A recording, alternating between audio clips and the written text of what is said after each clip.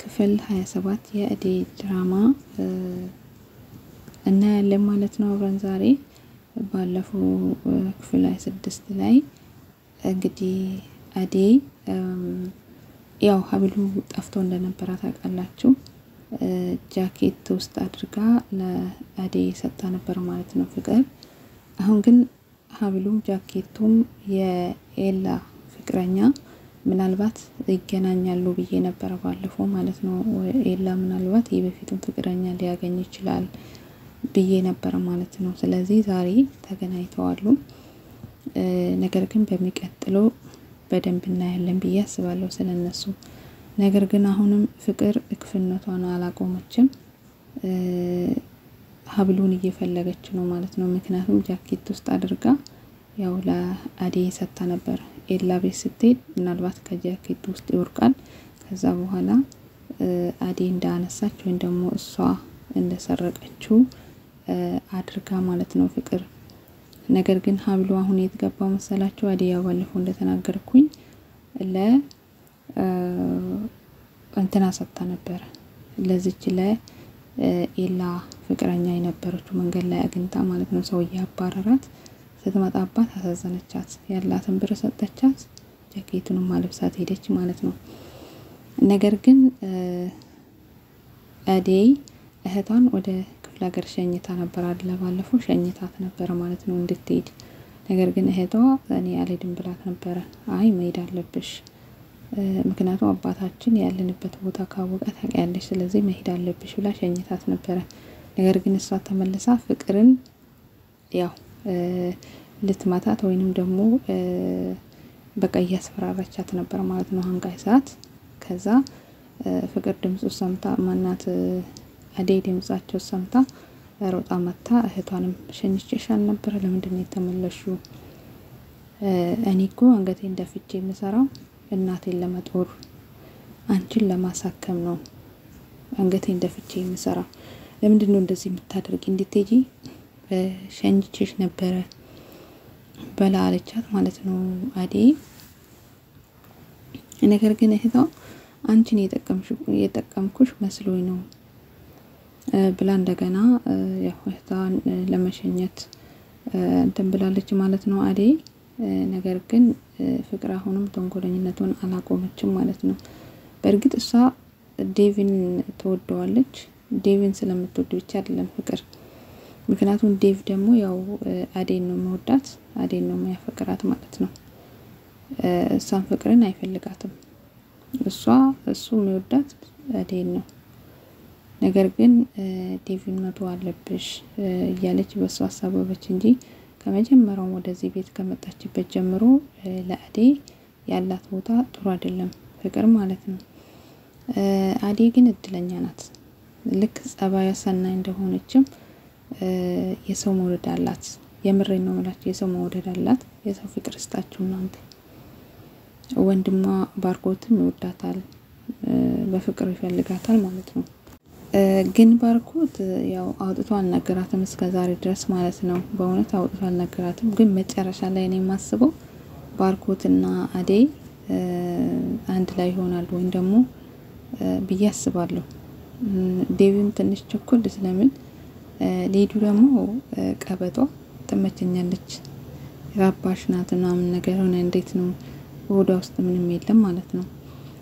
እና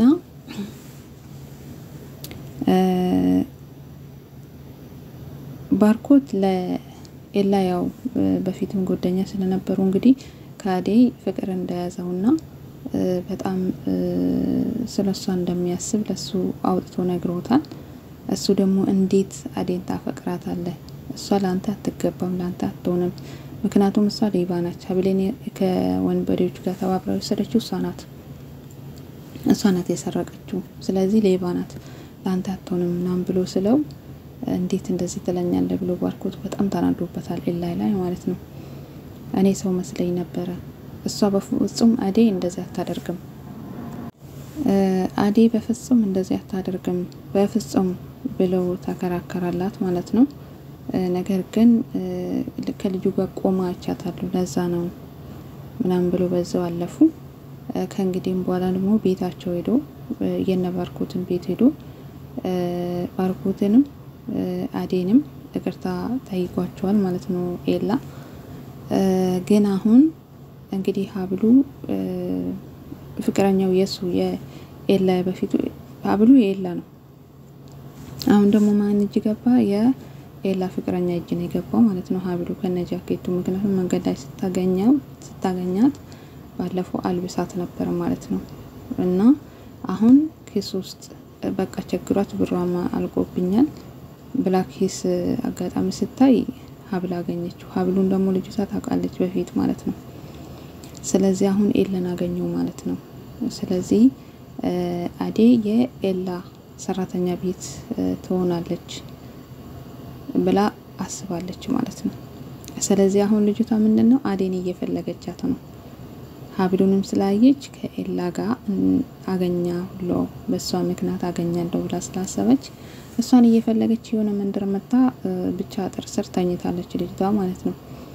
የኤላ ፍቅረኛ በፊቱ ተኝታ እሱ ደግሞ ከቀበጣው ጋር ከሊዱ ጋር ማለት ነው እየሄዱ አጋጣሚ ቆሞ እሷ ተኝታለች። ራሱ ሊዱ ናት ያየቻት ተኝታ ማለት ነው። ሄዳ ስቀሰቅሳት ልጅቷ ቀና ብላ አዴን ነው የምፈልገው ምናምን ስትላት አዴን አዋቃታለሁ ዞር ስትል ይኸውና ኤላ ቆሟል። ሁለቱም ተደነጋገጡ። እንግዲህ የሚቀጥለው ላይ ደግሞ ልጅቷ ብሩን በእጅ ይዛለች የሱ ማለት ነው።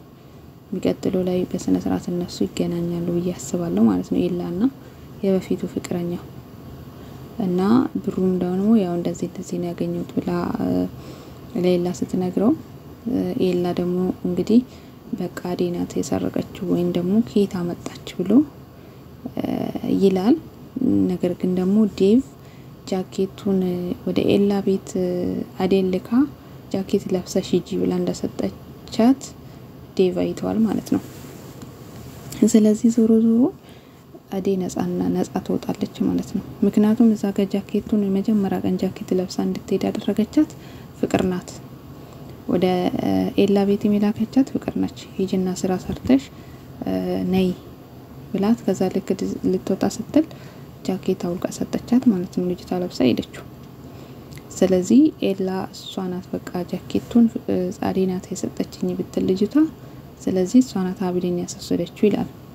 እዚህ ጋር ደግሞ ዴቭ ፍቅር ጃኬቱን ለአዴ እንደሰጠች ከተናገረ ምንድነው አዴ ነፃ ትወጣለች ማለት ነው። ስለዚህ ነገር ወዴት ነው የሚመጣው? ወደዛው ወደ ሰራች ወደ ፍቅር ላይ ይመለሳል ማለት ነው።